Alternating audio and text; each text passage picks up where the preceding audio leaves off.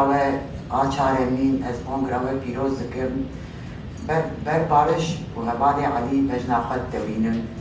Elbet her diya jî pir xemgînîk dame ama îro gavak em dinerin xemgîniya mezin Rojavayê rêbertiya serokek Umut Heqî nadinê ji însanê ki îro bi hezarê salayê dibinê desta dene ki dibinê zindana dene ki hûn ji wan re dibin rêber ki hûn bi wan serê me bi we bilind e ki hûn karê xwe pêk dînin.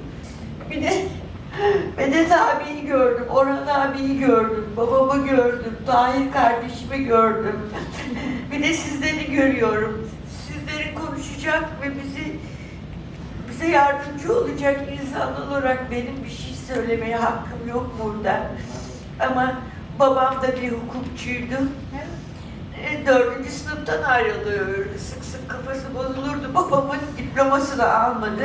Edebiyata devam etti. Bir sürü fakülteleri devam etti ama siz onu tanıyorsunuz her zaman hukukun ve bütün abilerim, kardeşlerim ve sizler.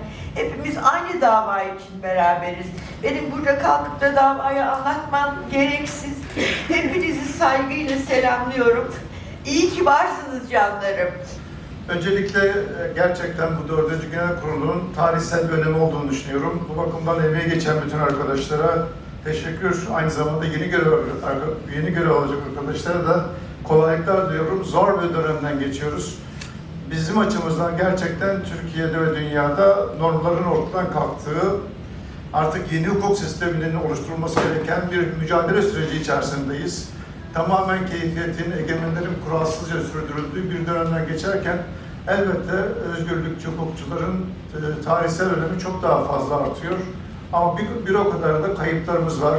Herkes andı, ben de anmadan geçemeyeceğim. Gerçekten Ali Aydın ve Barış arkadaşımızın burada tekrar onları anarak, onların mücadelesine saygı göstermek çok önemli. Ancak bir o kadar da canımız çok üzülüyor. Böylesine kayıplarımızın olması bizim açımızdan bir kez daha kırıcı ve aynı zamanda moral bozucu oluyor. Bu arada konuşmak tabii ki kolay değil ama Türkiye'nin içinden geçtiği durumda böylesi bir kongrede belki de görüş alışverişinde bulunmak, kafamızdaki sorunların aşılmasına karşılıklı fikirlerimizle katkıda bulunmak çok önemli olacağını düşünüyorum. Şimdi biz meclis üyesi olarak, milletvekili olarak tabii ki sizlerin sorularıyla da karşı karşıya kalıyoruz. Yaşadığımız süreç çok önemli. Yaklaşık bir yıl önce 27 Şubat'ta biliyorsunuz Sayın Öcalan'ın ortaya koyduğu bir deklarasyon var. Bu deklarasyon aynı zamanda Türkiye tarihinin yeni bir sürecinin başlamasına bence vesile oldu. Hem dünyadaki gelişmeleri, bölgedeki gelişmeleri okuyan bir yerden öngörüde bulunarak hem de Türkiye'nin demokratik siyasal hayatına, 100 yıllık demokrasi olmayan cumhuriyetinin demokratik cumhuriyete dönüştürülmesi bakımından önemli bir dönemin başlangıcı oldu. Az evidarım bu demanuda rêveberiya me ku nû were ser kar de xizmetê ji entegrasyona demokratîk re bike di nav tekoşîna entegrasyona demokratîk de cî xwe bigire. Em jî li ser navê hevalên ku ji zindanê derketine dubare em ji hemî saltiyê me re ji xebatkarê Qadêra Gişara silav dikin. Rast e me 30 salê xwe li re derbas kir.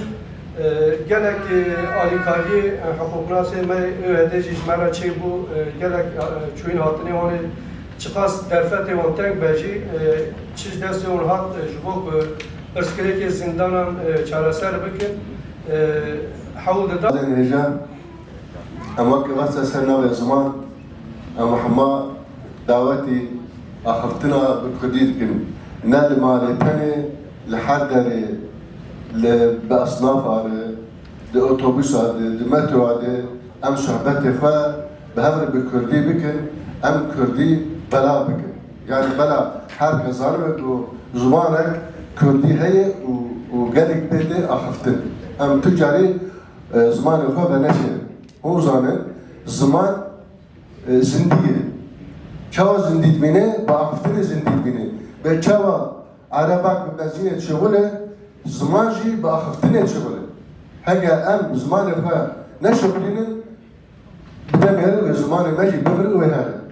Ji ber eke ez heviyam heye ku însanê me yê Kurd em ne li malê tenê gelek însan bêjin malê xwe bi zarokê xwe nan, ne li malê te ne bi zarokê xwe tenê jî للسوقة بأصنافها بحال كثيرة وكردي باخرين ودو جيشنا عثماني دايكي جهاني و از ويروجي لحمو قال جهاني وبتعبت لي قال لي كنت بيروز دكن